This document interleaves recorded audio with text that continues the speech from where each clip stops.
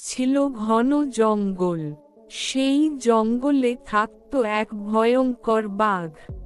সে প্রতিদিন পশুদের ভয় দেখাতো। বাঘ, হা হা হা, আমি এই জঙ্গলের রাজা, সবাই আমার কথা শুনবে। বর্ণনাকারী, জঙ্গলের সব প্রাণী বাঘকে ভয় পেত, কিন্তু একটি ছোট খরগোশ ছিল খুব বুদ্ধিমান। খরগোশ, শুধু শক্তি থাকলেই রাজা হওয়া যায় না, বুদ্ধিও দরকার। দৃশ্য 2, বাঘের ক্ষুধা। বাঘ, আজ খুব ক্ষুধা লেগেছে, কাউকে না কাউকে খেতেই হবে। বর্ণনাকারী, বাঘ খাবারের খোঁজে বের হলো। হঠাৎ সে খরগোশকে দেখতে পেল।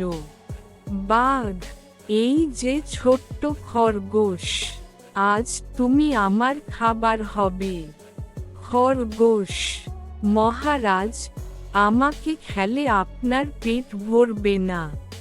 বাঘ, তাহলে? খরগোশ, আরেকটা বড় বাঘ এসেছে জঙ্গলে, সে বলছে সেই নাকি আসল রাজা। বাঘ রেগে, কি, আমার জঙ্গলে আরেক রাজা? দৃশ্য 3, বুদ্ধির ফাঁদ। খরগোশ, হ্যাঁ মহারাজ, সে খুব শক্তিশালী, আমাকে আপনাকে খবর দিতে পাঠিয়েছে। বাঘ, আমাকে এখনই তার কাছে নিয়ে চলো। খরগোশ, চলুন মহারাজ।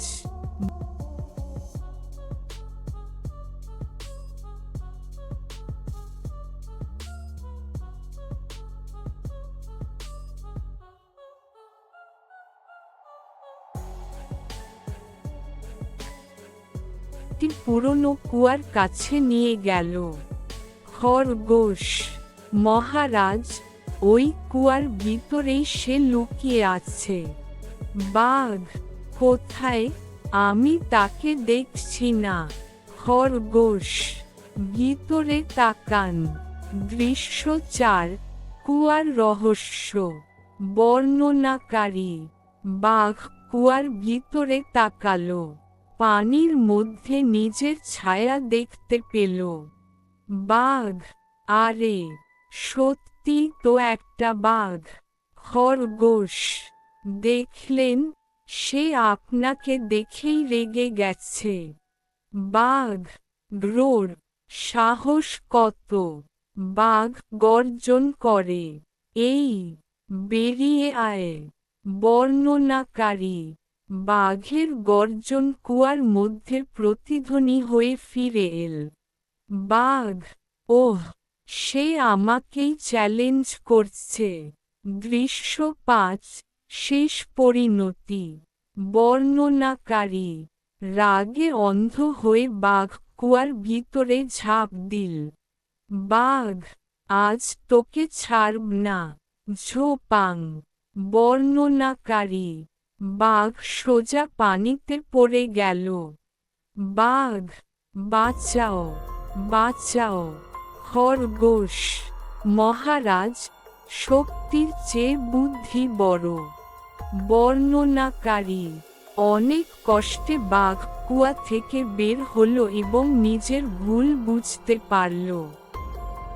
বাঘ, খরগোশ, আজ থেকে আমি কাউকে অকারণে ভয় দেখাবো না।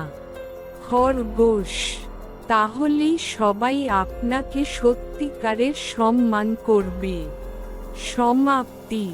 বর্ণনাকারী, সেদিন থেকে জঙ্গলে শান্তি ফিরে এল। সবাই সুখে শান্তিতে থাকতে লাগল। নৈতিক শিক্ষা, শুধু শক্তি নয়, বুদ্ধিও বড় শক্তি। বাঘের মুখ খরগোশের মুখ।